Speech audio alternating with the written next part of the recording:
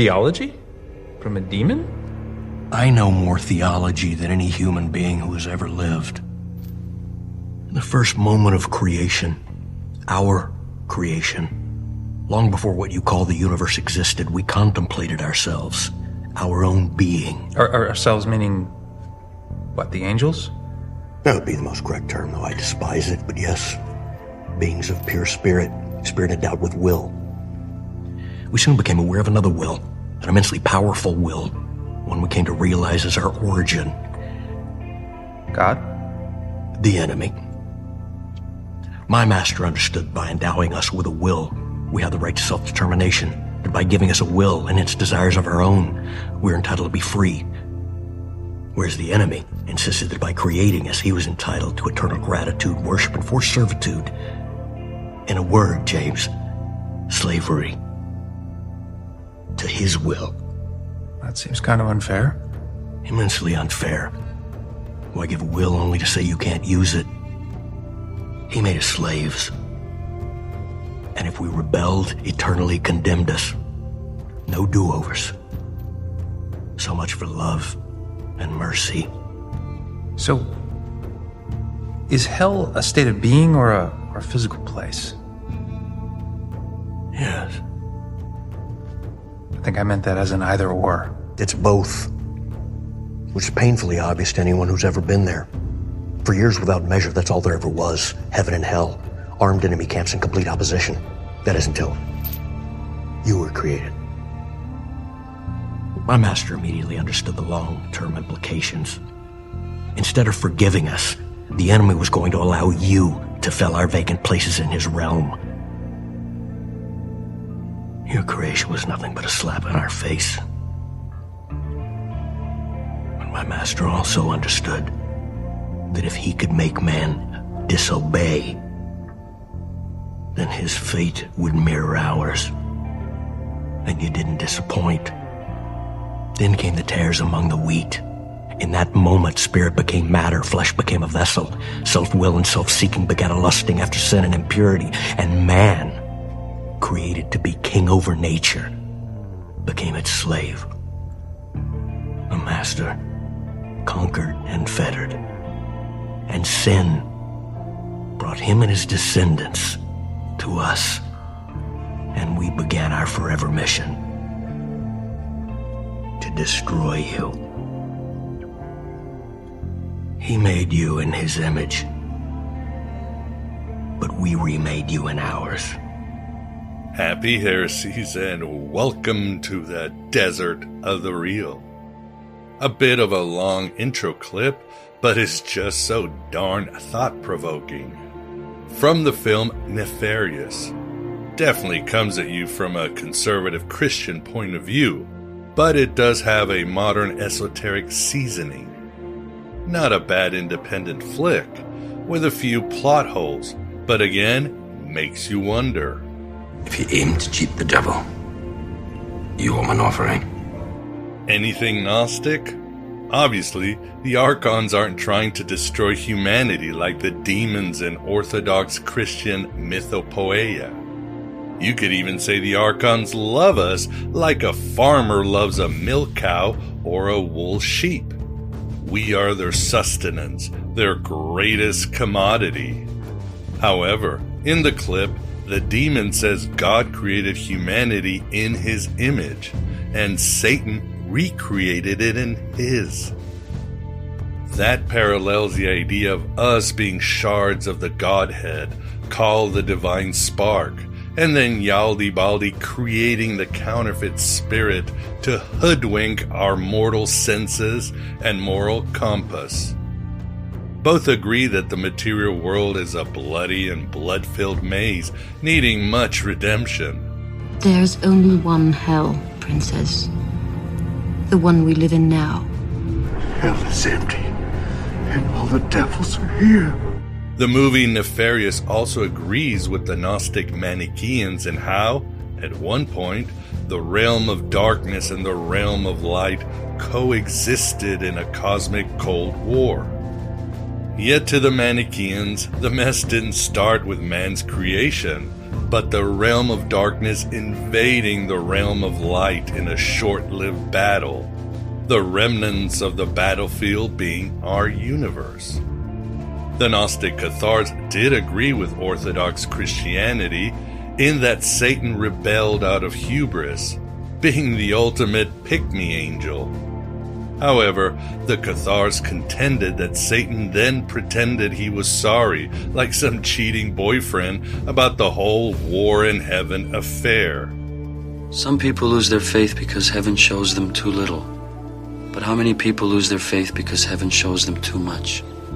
God shadow banned him and allowed him to wander the void outside of paradise with the other fallen angels until they bumped into this new continent called matter.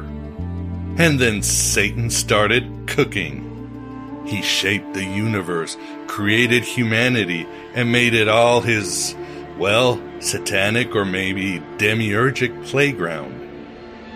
Finally, God got tired of Satan's shitty software engineering and sent a spirit called Christ that, get this, came out of Mary's ear and alerted humanity that Satan was a douchebag.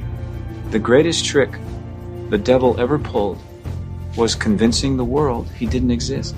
In Islam, the devil only defies Allah when Adam is created and is told to bow down to this new product. Satan basically says, "These nuts," and will only bow to Allah. Michael and Satan exchange blows and angry social media posts, the war starts, and here we are in this bloody and blood-filled maze. Mind you, Muhammad might not have come up with this idea, as it's found in the apocryphal Book of Adam. You know, my mother was an atheist. She used to say that there was good news and bad news about hell. The good news is, hell is just the product of a morbid human imagination. The bad news is, whatever humans can imagine, they can usually create. So, who has the real version? Probably all of them, as we must focus on a higher message and an archetypal reality of a separation and fall. We're down here in this bloody and blood-filled maze, and what matters is how to rise in this freak establishment and how to assist those who are in more pain than ourselves. Nothing has changed, you modern-day Tom Sawyers, your mind not for rent any god or government. You shining crazy diamonds, and you of the broken places. You take the journey inward, and you wake up some more. Think about it. We understand life backwards, but it's got to be lived forwards. The world breaks everyone, and afterward, some are strong at the broken places. I agree that each of us has the divine spark, and the Manichaeans would say that every living and even non-living thing in the universe is infused with the light of the God above God. Will our clits explode? This Gnostic attitude has existed in the West for centuries, even as the Demiurge or Satan has tried to suppress this. In this Eternal Now on Aeon Byte, we'll focus on this vibe of the inner light. It is a delight to host again at the virtual Alexandria, Christopher McIntosh, who will discuss his new book, Occult Germany. Sir, this is a Wendy's. The mystics and occultists across German history are indeed Gnostic and indeed breathtaking, and that includes secret societies like the Rosicrucians and even many Catholic and Protestant seers. Plus, we'll cover the ancient Germanic pagan myths and customs that are just as fascinating. Christopher's research will get you to wake up just a little more to escape this bloody and blood-filled maze. As a bonus for all subs, Graham and I share about Occult Germany and our views on Germanic mysticism and secret societies. A very cool conversation. As another bonus, I'll include an excerpt from my interview with the mighty Stephen Flowers on his book, Occult Nazism. Hold on to your seats for this one. An hour and a half extra bonus for all of you who support this Red Pill Cafeteria. And thank you for what you do. The world will know that free men stood against a tyrant, that few stood against many. You may have noticed that the format and lengths of Aeon Byte have changed recently and may have been a bit erratic. There are marketing reasons, but there is one personal one. The last 6 months have been an onslaught of archonic assaults. I've had to lock horns with the IRS, massive corporations and lawsuits, and court systems. It's been grueling and taken me off balance, and only a small light at the end of the tunnel. The Elvis book, the new David Bowie book, Astronosis, and other projects have invigorated my soul, but they have also been disruptive. Yet my divine spark has remained shining, and the counterfeit spirit has been shown D's nuts. I'm mentally and spiritually in a decent place. I know the way out is to increase the gnosis and go deeper into the spiritual toolbox. What the archons throw at us is only temporal, but the ecstasy of contacting higher worlds is forever. I will continue sharing that gnosis with you, unless I become a Boeing whistleblower. As Hemingway said, there is nothing noble in being superior to your fellow man. True nobility is being superior to your former self. But what is grief, if not love persevering? Let us end with this cool quote by Whitley Strieber from his essay, The Danger of Being Right. It's time for us to wake up and face the truth that we are a captive species on a prison planet. But the fact that we are so close to understanding the science of our imprisonment means that we are also just beginning to touch the key that locks the door. And if we are strong, if we defy and defeat the sinister forces that rule us now, we have a chance at last to unlock this place and do what we are able to do, that we are richly capable of doing, that those who love us, and they are out there too, have hoped and sought that we should do from time immemorial. I still wonder how much of it was planned, how much of it he knew in advance. I thought I was rebelling. I thought I was defying his rule.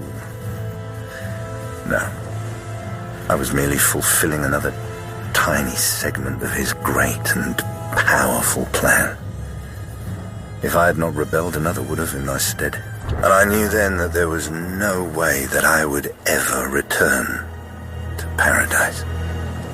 But I grew weary, Dreamlord. I ceased to care. And the mortals, I ask you, why? Tell me that, why? Why what, first among the fallen? Why do they blame me for all their little failings? They use my name as if I spend my entire day sitting on their shoulders, forcing them to commit acts they would otherwise find repulsive. Oh, the devil made me do it. I've never made one of them do anything. Never. They live their own tiny lives. I do not live their lives for them. And then they die and they come here, having transgressed against what they believe to be right, and expect us to fulfill their desire for pain and retribution. I don't make them come here. They talk of me going around and buying souls like a fishwife come market day, never stopping to ask themselves why. I need no souls. And how can anyone own a soul? This is the Aeon Byte interview. And with us, we definitely have the pleasure of being joined back by Christopher McIntosh. This time, last time we discussed Occult Russia. This time we will discuss his new book, Occult Germany, Old Gods, Mystics, and Magicians. Christopher, how are you doing? And thanks again for coming back. I'm doing fine, thank you. And thank you for inviting me. Pleasure is all ours. And with us, we've got Graham, who will be our wingman. Graham, how are you doing? I'm doing very good today, Miguel. I'm looking forward to hearing from Chris about the various esoteric traditions in Germany and all about the mysteries of their deep, dark forests. Indeed, yes. It's a very rich tradition. So why don't we start with how you decided to write this book? You live in Germany, right? So you are in the belly of the beast, as they say. I do. I've lived here for 30 years now, but my interest in Germany really goes back to my early childhood when I was growing up in Edinburgh, in Scotland, in the 1950s. And for a time, we had a young German student staying with us, a young woman called Ingrid. And she was a lovely, radiant woman, and I really adored her. And she taught me my first words of German. So I think that was what really planted the seed of my love for Germany. Well, then later on at school, I started learning German properly at the age of 13. And well, just to fast forward a bit, I kept in touch with Ingrid periodically over the years, but then I lost touch with her for about 20 years. And then I happened to be traveling in a train from Vienna back to England, and there was a rail strike and the train stopped at Bonn and didn't go any further. So I thought, what shall I do? And then I remembered that Ingrid lived near Bonn, and I had her phone number, so I called her and asked if I could stay with her until the strike was over. And so she came and picked me up at the station, and I spent 2 or 3 days with her. After that, I kept up the contact with her and saw her fairly regularly, especially after I moved to Germany. So I was in contact with her until she died a couple of years ago. So it's really thanks to her that I developed this love for Germany, and in fact, without her, I might not have written the book. Well, then I began to get interested in esoteric things. And one of the things I discovered was that Germany is really the fountainhead of esoteric traditions in Europe. When you think of, for example, a movement like the Rosicrucian movement, which came out of Germany, and the whole alchemical tradition and the whole tradition of German mysticism with people like Meister Eckhart and Jakob Boehme, Paracelsus, and so on. So I realized what an important country Germany was in terms of the esoteric traditions. And I wrote a book I wrote 2 books on the Rosicrucians. One is a kind of a general history of the movement. The other is what became my doctoral thesis for my PhD at Oxford. So, that was another thing that attracted me to Germany. And another thing that attracted me to it was the fact that Germany is a very romantic place, and I'm a romantic person by temperament, and that was another thing that attracted me to Germany. Romanticism is, you could say, essentially a longing for that which is far away in space or in time, or somehow unattainable. It's a sentiment which certain people are drawn to, and it's one that the Germans in particular are drawn to. There's a song by Marlene Dietrich where it's sometimes even a longing for longing itself, as in this song by Marlene Dietrich, where she sings that if she were to be granted a wish, she wouldn't know whether to wish for happiness or sadness, because if she were too happy, then she would have a longing to be sad again.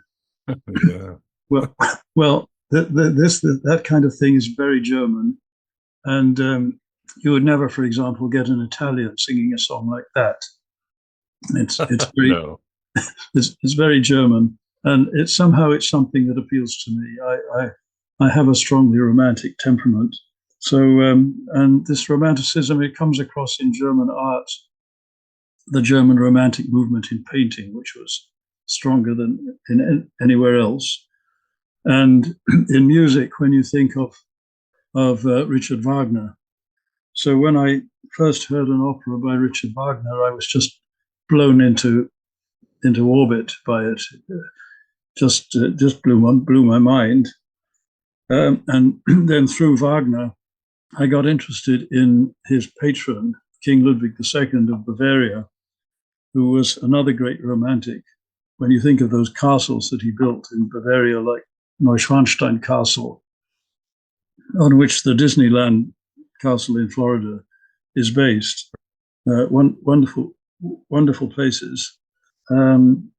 So all of these things drew me to Germany, and then eventually, for career reasons, I moved there 30 years ago, and then I married a German woman, and so I've been here ever since. Yeah, well, what motivated me to write the book? Well, in a way, it's surprising. I hadn't written it before. I touched on the connection between Germany and esotericism in the Rosicrucian books, but having written the book on Russia, Occult Russia, I then thought, well, the natural thing is to follow it up with a book on Occult Germany. That's how it came about. Wonderful. Yes. You talk about, well, we want to get into some maybe commonalities or sources of the German tradition. Like you say, it is rich in mysticism, occultism, obviously rich in philosophy, religion. And I like this passage from your book, Christopher, where I think you hit it on the head, or if there was a central theme, you write, quote, "I came to the realization that the German mind has one particularly outstanding strength, namely the ability to straddle the realms of the spiritual and the material." So that's it. The German people do stand in both worlds, and the proof is the rich tradition and history. Yes, that's right. Yeah, that's a very interesting aspect of Germany, and it's something that runs through the whole history of Germany and German thought.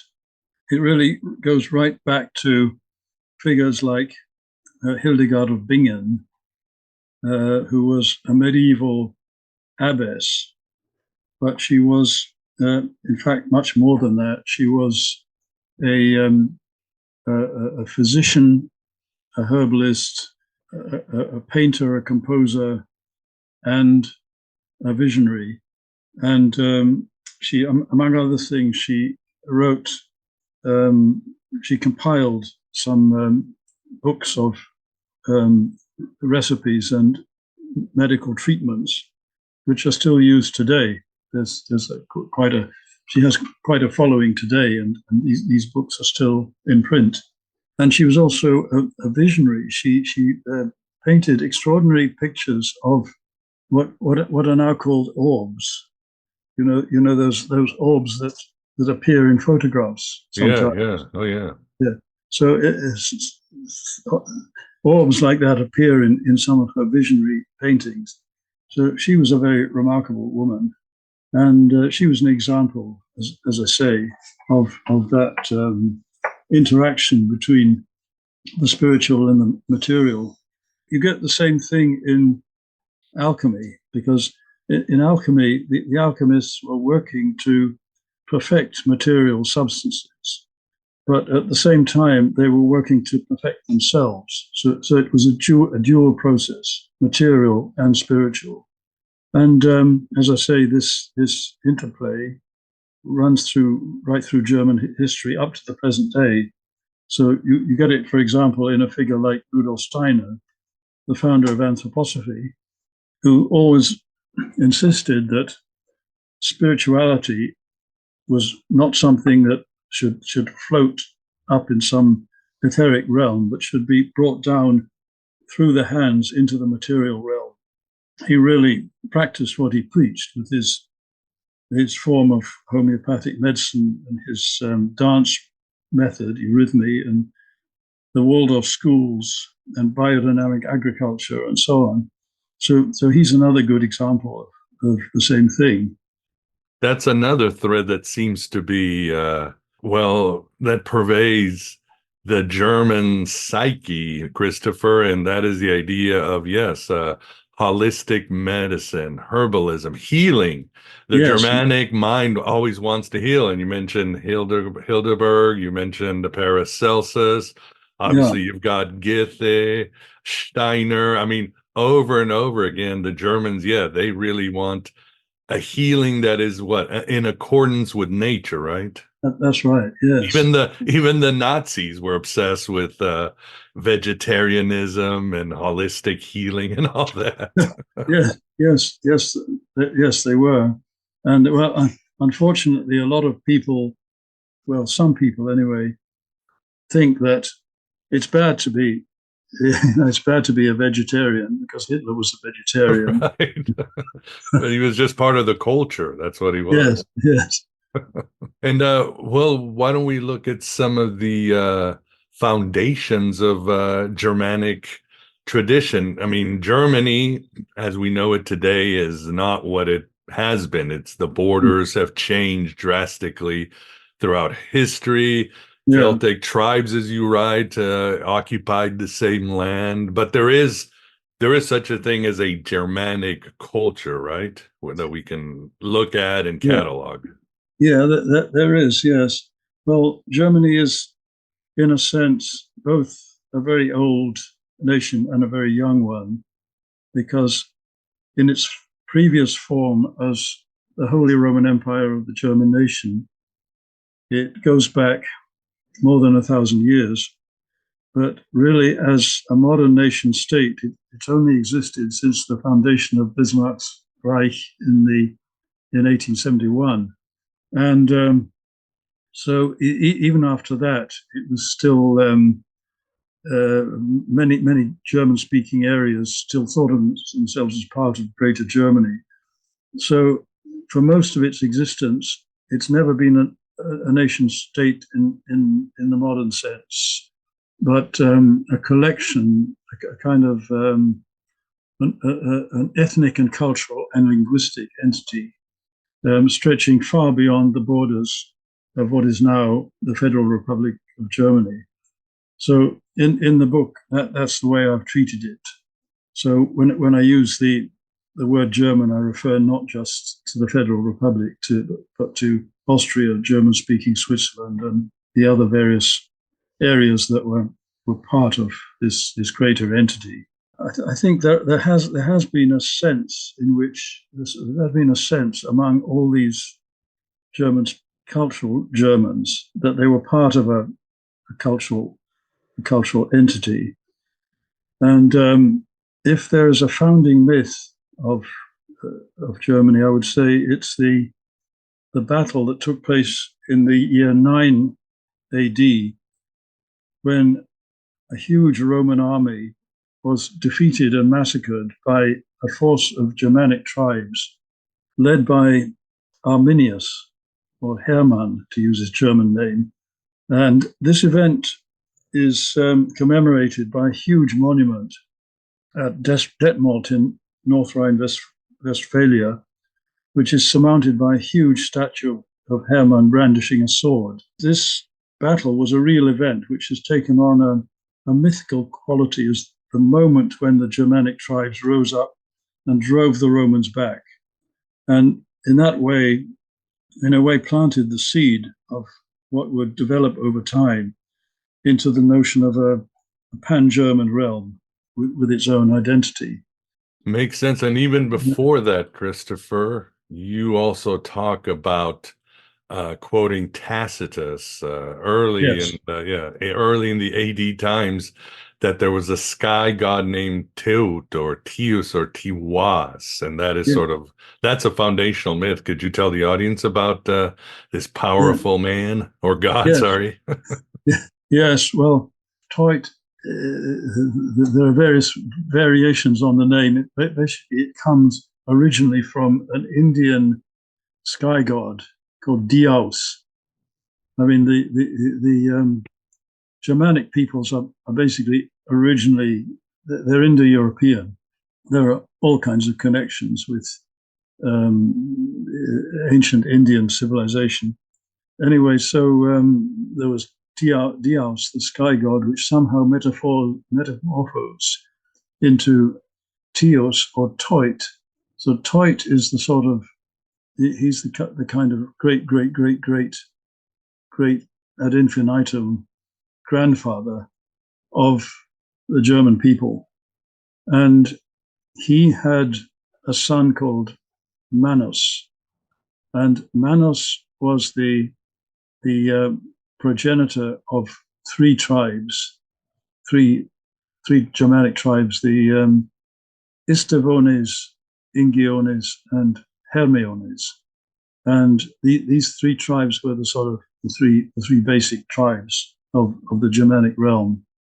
And each of them had their sanctuary. The Istavones had their sanctuary at the Externsteine, which is a very dramatic sort of natural feature in central Germany near Paderborn, which has some very.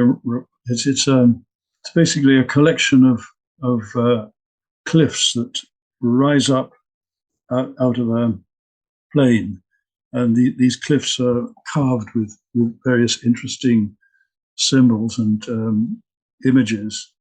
So that was the sacred place of the Istavones.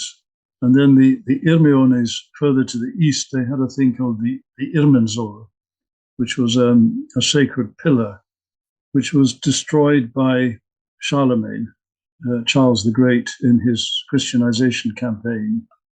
I could say more about the Christianization campaign, but that was a traumatic event in German history, and left a kind of in a way a sort of trauma in the German soul, which to some extent is still present today.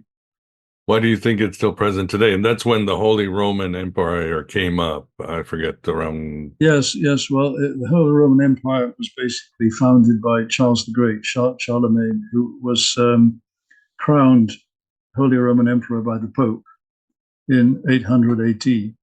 So the Christianization campaign was basically part of his campaign to reinforce his authority as emperor of the whole Germanic realm. But so this involved a campaign against the old pagan ways, like the worship of sacred springs and trees and sacred woods and all of that. So it was forbidden to worship sacred springs and in sacred woods, and trees were cut down. There's a famous incident where a British missionary called Boniface cut down an oak tree that was sacred to Thor, Donar, and things like that. So, in a way, that's the German reverence for trees is something that goes very deep. See, there's a rather unkind saying about Germans, which is, if you give a German a sausage to eat and a tree to look at, then he'll be happy. Well, it actually sounds quite nice, you know. You have I'd like to do that. Yeah, but this reverence for trees is still there. You see it in all kinds of customs, and for example, the fact that in many German towns and cities, in the central square, there will be a tree. It's very often a linden tree, lime tree, but it's sometimes an oak, and this forms a focal point of the town, the village, or community. That's just one example. And of course, there's the tradition of the Christmas tree, which comes out of Germany. So there's still this pagan layer if you go down deep. Indeed, and it also reminds me of what Mark Twain said: "History doesn't repeat, but it certainly rhymes." And it reminds me, this idea of suppressing nature has happened so many times in history, like in ancient times when King Josiah of the Hebrews decided to uplift the cult of Yahweh and banish Asherah. So it was the same thing. Don't worship at the groves, cut down the holy trees. And so it seems to be these forces throughout history that, whatever you want to call it, chaos, order, nature, civilization, whatever you want to call it. And Germany has certainly suffered through it. It also reminds me of this famous quote by Voltaire, when he said, "The Holy Roman Empire was neither holy nor Roman nor an empire." So he saw what they were. Yes, he was right. Yeah, we're glad that the German vibe kept going through it. And speaking of the German vibe, you talk about a word called leitmotif. Leitmotif. Runs through. What could you tell the audience about that, Christopher? Well, leitmotif. It's this is a term that's, I'm not sure whether it was invented by Wagner, but it's often used about Wagner's operas because whenever a particular theme came up in the plot of the opera, it would be signaled by a little series of musical notes. For example, in his opera Parsifal, the Grail plays an important role. So every time something happens involving the Grail, this leitmotif comes up, and that's the origin of the term. I would say that the leitmotif in the book is this interaction that we were talking about between spiritual and the material that runs through German history. As I say, it comes up in all sorts of ways. In Rudolf Steiner, as I said, and it's very much present in alchemy. Because I would say it's also it also comes up in literature. For example, in Herman Hesse's novel Narziss and Goldmund, Narziss is someone is an intellectual and a very spiritual person who enters a monastery and becomes the abbot of the monastery. His friend Goldmund is, in a way, the exact opposite. He's a man of the world, and he goes out into the world and has all kinds of adventures and love affairs and so on. But somehow they remain very good friends, and they're kind of complementary opposites, as it were. So that's another example of what I'm talking about. Makes sense. And another issue that you talk about in your book, and it is an issue for the German people today, is that despite the trauma from Christianity, the rich tradition, German people have an issue embracing myth, like as you use an example, the British. There's no problem with English people embracing King Arthur and promoting him and using him, same with Borica and so many other figures. That's right. But the German people don't seem to be able to do that. And of course, you and I and Graham, we've read plenty of Jung and Joseph Campbell. The myth is very important to the collective psyche and health of a people. It's that thing, as the saying goes, it never was, but it always is. It's that energy of the soul, and it gives tribe a sense of purpose and unity, right? So Germany still has an issue with that. Yes, well, I would say that the German cultural establishment has an issue with it. That is, the media, the academic establishment, and the sort of the politically correct people, they have an issue with it. But the general public. That's less so among the general public, but generally that's the case. I mean, for what you say about myths is true. I mean, an example of that was that I used to teach English at the University of Bremen, and in one class, I remember we got onto the subject of the Holy Grail. Well, that's one of those mythical motifs that I've been familiar with all my life, practically. You know, from as a child hearing about the Knights of the Round Table and the quest for the Holy Grail and all of that.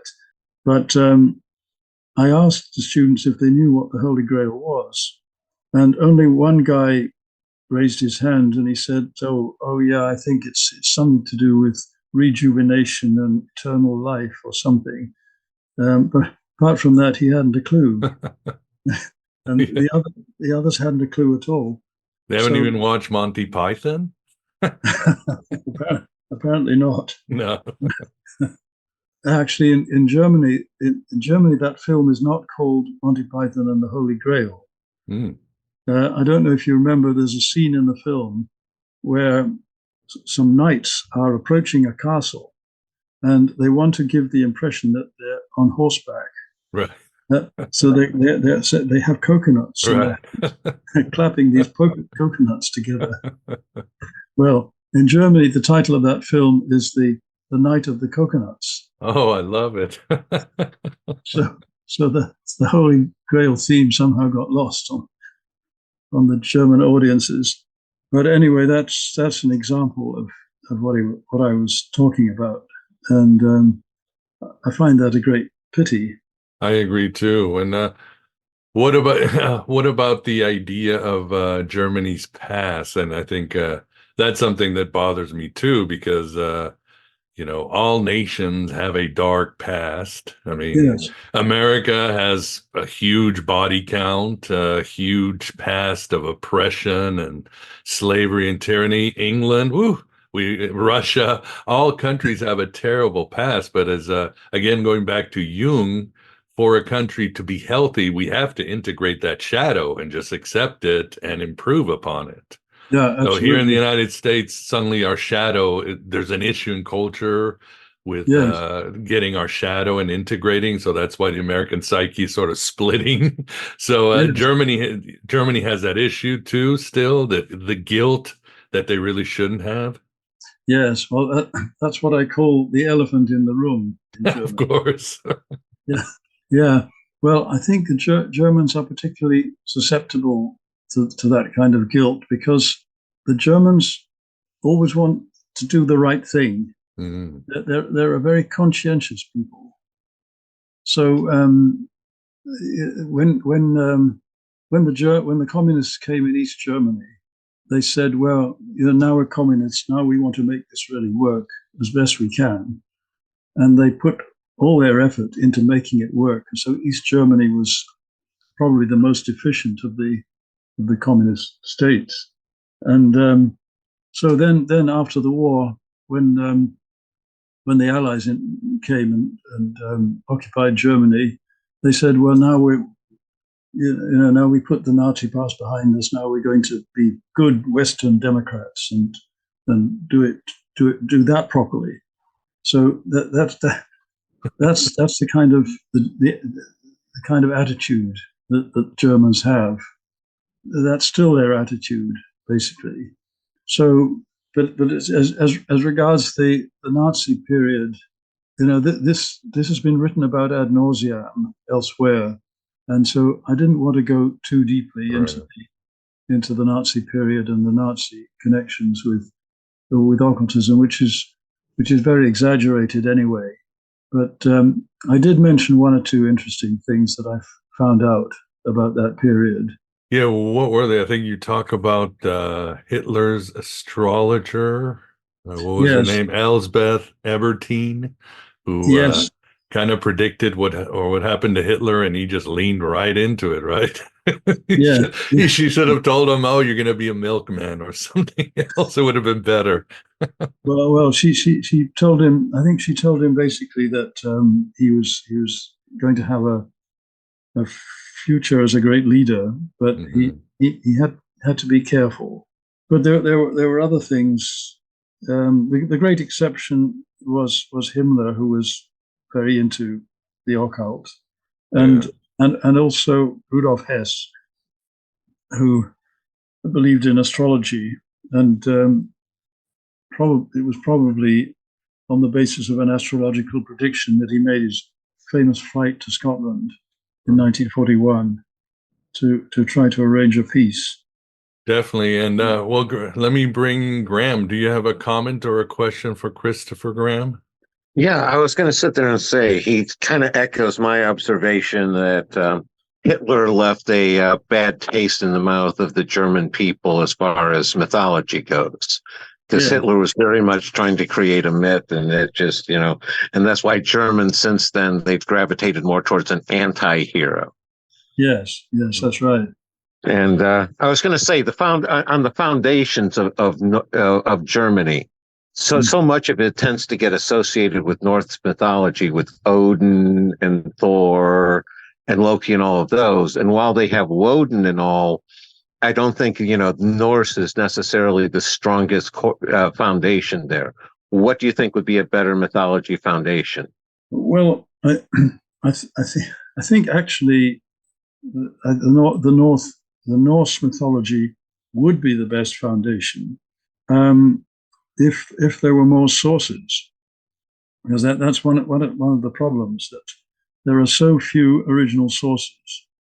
That there is Tacitus's famous text, Germania, which is very interesting and contains a lot of interesting information.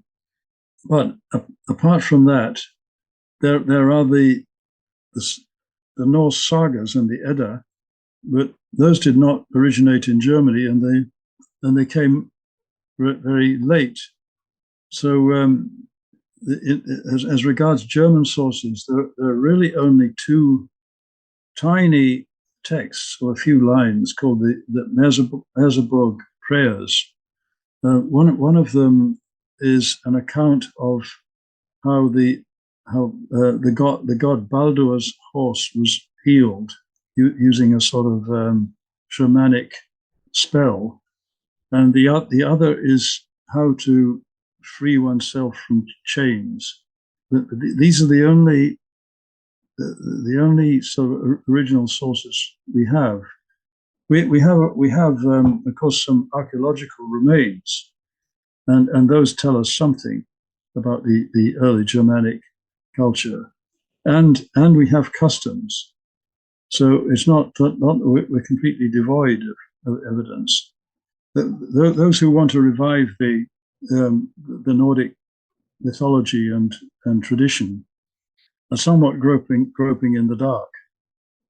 So they have to basically turn to the Scandinavian sources like the Edda and the sagas. Yeah, makes sense. The last question I had is, I've always grappled with this one. What's the big difference between the Rosicrucians and the Freemasons? Because I know there's a difference, and I've never been quite sure exactly what. Well, the Rosicrucian movement is older than Freemasonry, basically. Although some people would argue that Freemasonry goes back a couple of centuries earlier, but basically the Rosicrucian movement appeared around the early 17th century, and it goes back to a series of mysterious writings which emanated from a group of people in the Tübingen area surrounding the Protestant theologian Johann Valentin André. And these writings told a story about a man called Christian Rosenkreuz, who went on a journey as a young man through the Middle East to Syria, and then along the North African coast to Fez in Morocco, and then via Spain back to Germany, where he founded a brotherhood. And the purpose of this brotherhood was basically to heal religious divisions in Europe and usher in a new age based on a sort of holistic vision encompassing religion, science, and the arts. So that was basically the Rosicrucian vision.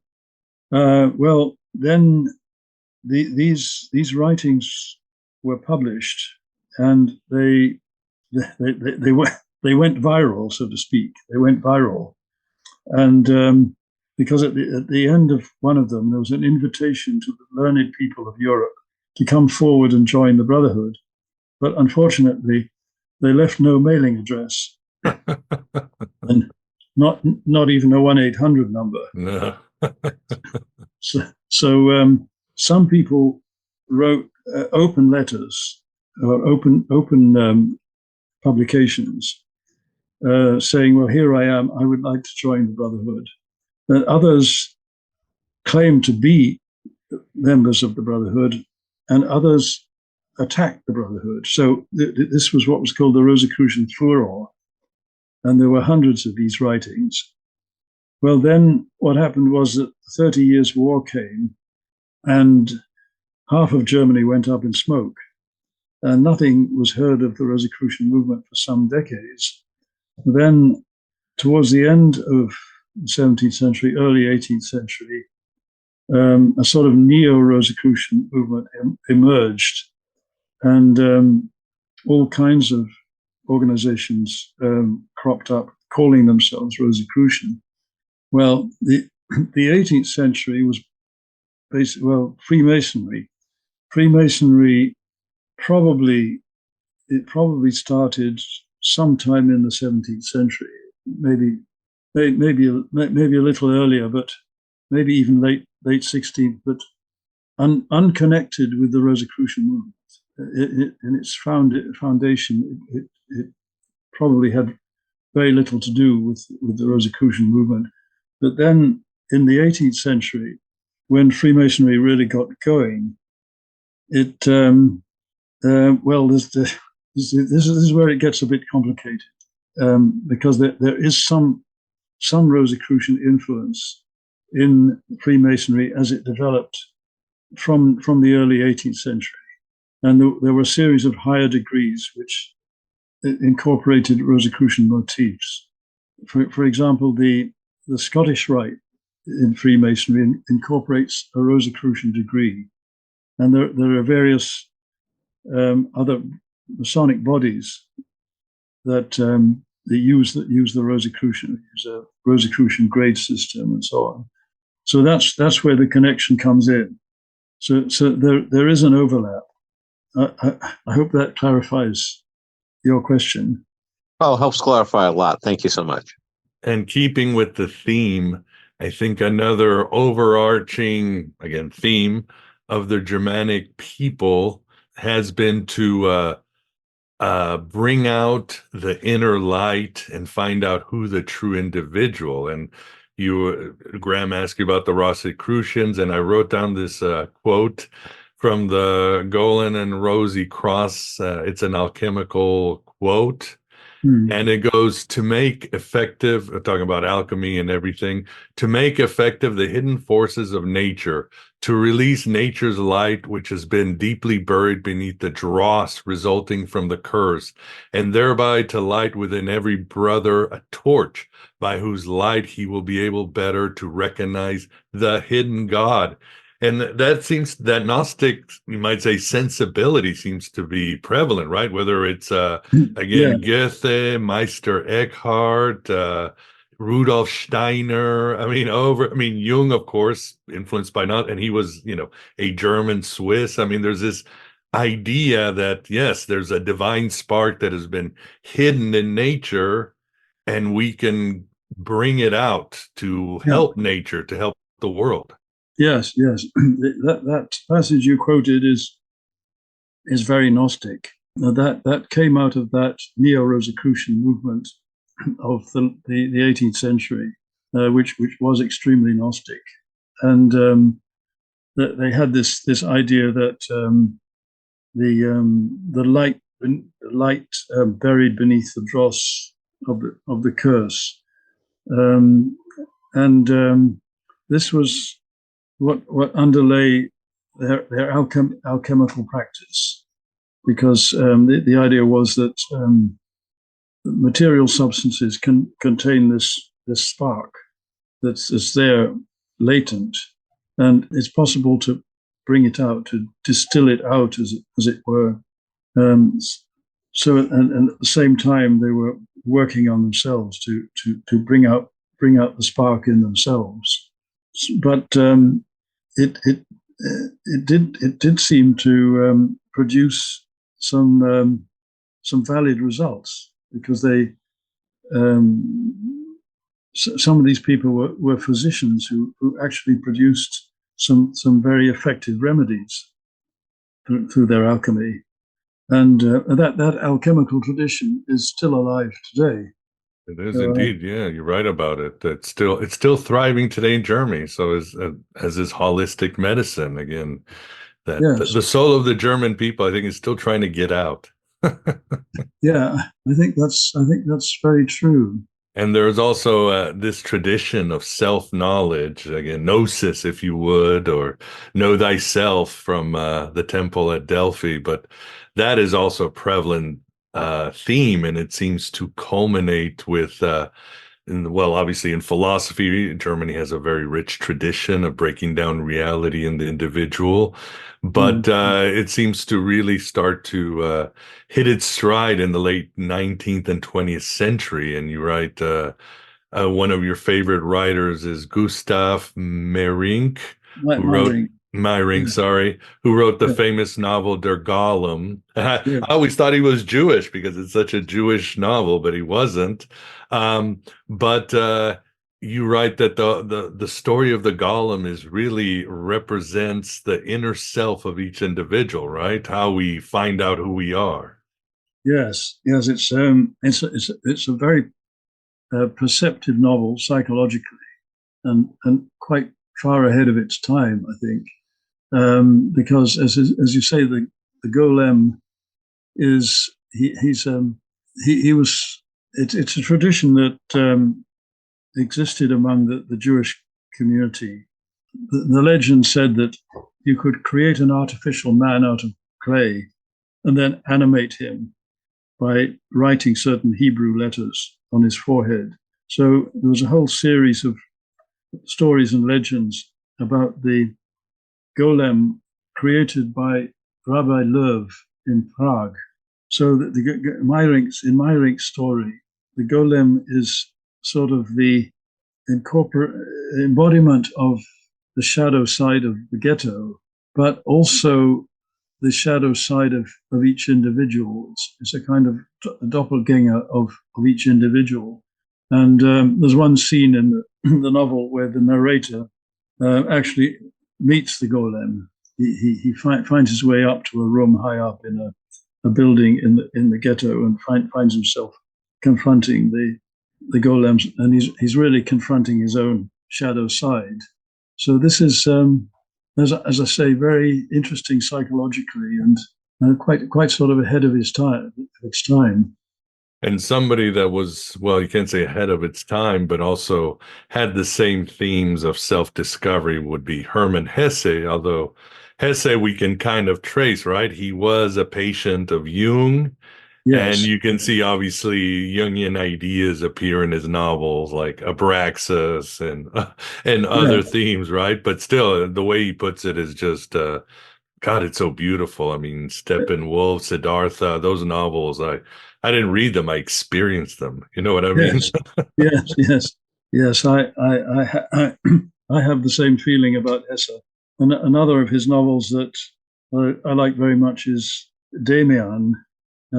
Which is, many of his novels are in the tradition of what the Germans call a Bildungsroman, that is a novel of education, which deal with this, the quest of some individual for his own authentic self and his true sort of purpose in life. So that's very true of Demian. And it's also true of Siddhartha. It's true of a novel by Goethe called Wilhelm Meister. So this is something very, very German, this tradition of the novel of education. I myself have written such a novel, actually. It's called The Return of the Tetrad. So you're not just entertaining, but you're trying to slip in all these theologies and philosophies in there? Yes, I'm trying to practice what I preach. Get that spirit and that zeitgeist. Yeah. Yeah, these are wonderful works. And looking to the present, what would you say is how is the neo-pagan movement? I like here I have the notes right here. You talk about was it the Astral movement? Asatru, yes. Asatru, sorry. And you, again, going to the German mainstream media, that they convey this movement, as you write a quote, a crude stereotype of Germanic pagan, a Thor hammer swinging, meat swilling barbarian, like a caricature of Viking from the Asterix or Hagar comics. Of course, hey, I used to read Asterix comics when I was a kid. I loved them. But anyway, but you say again, this is not really the movement. No. I mean, there was quite a strong neo-pagan movement from the late 19th century up to through the mid 1920s and up to the 30s. But that more or less suffered a great setback in the Nazi period. The Nazis didn't have any time for neo-pagans, with a few exceptions, but the official Nazi party didn't have any time for them. So they went very much underground in that period. And then after the war, there came this great reaction against anything, of course, anything deemed irrational and therefore tainted by Nazism. So it took a very long time after the war for neo-paganism to get going again. It's still not as strong as in other countries, but it's gradually gaining strength.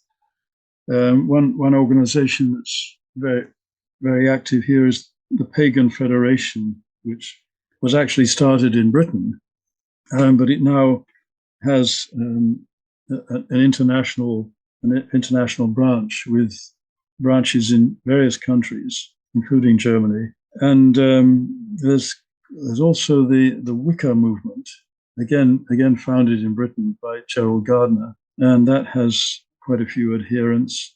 There is another form of Wicca separate from the Gardner movement, which is more involved with the goddess movement and with feminism and so on.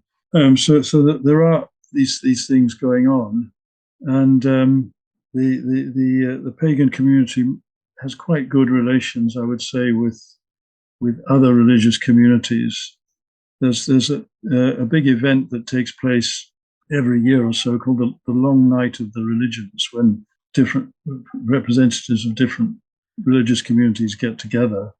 I think this normally takes place in Berlin.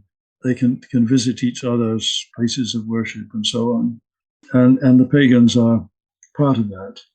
So that's the situation at present. Well, let's hope it continues to improve. And for the audience, Christopher's book just doesn't have a lot of text, but he provides wonderful photos and diagrams of German architecture, castles, maps. It's a rich tapestry of the very rich esoteric tradition in Germany. It has it all. You'll get lost in so much beauty and mysticism. But as we are getting towards the end of the interview, Graham, do you have any other question or remark for Christopher? Nothing except other than I thank him for giving me a much more in-depth education over German occultism. Thank you. Oh, you're welcome. Indeed, indeed. Is there anything else you want to mention about your book that you want to make sure the audience knows? Any castle or thinker that you want to make sure that we give attention to? Well, no particular names that I can think of, but I hope that the book will be published in German, and I hope that one of the things that it will do is to give the German readers a new appreciation of this aspect of their own cultural history. Indeed. Again, as we talked about towards the beginning of the interview, it's important for the collective psyche, for the individual psyche. It gives people a perspective and where they stand in this very cold cosmos, and where they need to pivot to, and how the past is always full of lessons, and the ancestors are not dead. They're always talking to us, and they have extremely important information that we need to hear right now. Huh? Yes. And of course, I would like to mention too that, as you write, shamanism is part of the ancient German history. And again, altered states of consciousness, narcotic plants. I mean, it was all there. So German tradition has it all. Yes. I mean, I could say a lot about shamanism, but we don't really have time. But there is definitely an undercurrent of shamanism running through German history and Germanic mythology. For sure. Yes. Well, then people will just have to check out your book. And the book is Occult Germany, Old Gods, Mystics, and Magicians. Get it where you can, the usual places. And do you have a website, Christopher? Yes, I have a website. That is www.ozgard, that's spelled OZGARD.net, Ozgard.net. Great. Well, we will, of course, have it on the show notes, whether you're listening on a podcast or you're listening on YouTube, Rumble, Rockfin, or any of the other platforms, or you're listening through Patreon. So many choices. We will have it on the show notes. So, but we are at the end of this wonderful epic. First, I'd like to say, Graham, yes, thanks for keeping us company. Oh, you're very welcome, Miguel. Always happy to do so. Always a pleasure. And Christopher, the same to you. Always a pleasure, and glad when you come on the show. Should we be expecting Occult Belgium next or anything like that? Not Occult Belgium, but there is a sort of autobiography that is a kind of spiritual autobiography that is in the pipeline. Wonderful. Well, we look forward to seeing that. And yes, thank you very much for coming on Aeon Byte, and good luck with your projects. And yes, thank you for your time and wisdom. Well, it's a pleasure. And thank you for having me. And there you have it. Yeah, shining crazy diamonds. Christopher giving us the big, useful picture of German mysticism. As mentioned in the intro, and for all subs, Graham and I share about Occult Germany and our views on Germanic mysticism and secret societies. It's a very cool conversation. As another bonus, I'll include an excerpt from my interview with the mighty Stephen Flowers on his book, Occult Nazism. An hour and a half extra bonus for all of you who support this Red Pill Cafeteria. So if you find value in this content and really want to grok German occultism, please become a sub at Patreon, Red Circle, or AB Prime. I can't do it without you. For non-subs, thanks for being here, and I hope you're closer to breaking out of this bloody and blood-filled maze. For all subs, let us to our bonus conversation, and then Stephen Flowers on Occult Nazism. And for everyone, keep writing your own gospel and living your own myth.